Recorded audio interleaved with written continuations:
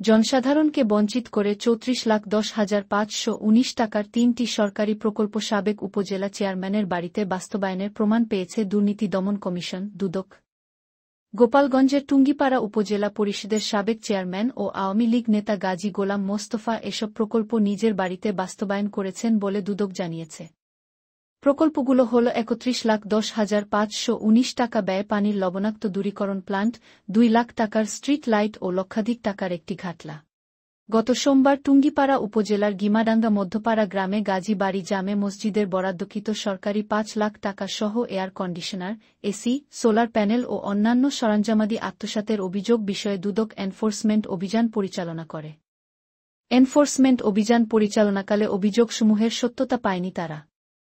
পরে ওই মসজিদের ২টি নষ্ট এসির খোঁজ করতে উপজেলা পরিষদের সাবেক চেয়ারম্যান গাজী গোলাম মোস্তফার গিমাডাঙ্গা মধ্যপাড়া গ্রামের বাড়িতে অভিযান চালায় দুদকের ওই টিম।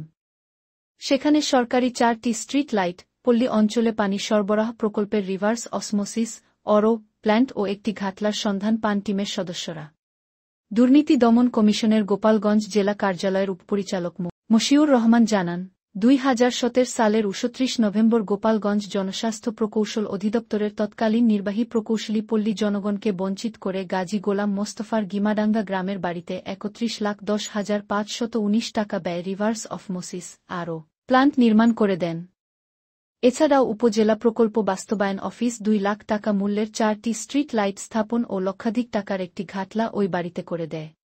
দুদকের ওই কর্মকর্তা আরও বলেন, সরকারি টাকায় ব্যক্তিগত বাড়িতে ৩ প্রকল্প বাস্তবায়নের সাথে গাজী গোলাম মোস্তফা, নির্বাহী প্রকৌশলী ও উপজেলা পিআইও অফিসের প্রকৌশলীরা জড়িত থাকার সত্যতা মিলেছে। জনগণের ক্ষতি সাধন করে ব্যক্তিগত বাড়িতে এগুলো স্থাপন করে ক্ষমতার অপব্যবহার করা হয়েছে। এতে দুদক আইনে শাস্তিযোগ্য অপরাধ সংগঠিত হয়েছে। তাই দুদক থেকে তাদের বিরুদ্ধে অচিরেই আইনগত ব্যবস্থা গ্রহণ করা হবে। এ অনিয়ম ও ক্ষমতার অপব্যবহারের বিষয়টি দুদকের ঊর্ধ্বতন কর্মকর্তাদের কাছে লিখিত আকারে পাঠানো হবে। সংশ্লিষ্ট কর্তৃপক্ষের অনুমোদন পাওয়া গেলে তাদের বিরুদ্ধে আইনগত ব্যবস্থা গ্রহণ করা হবে।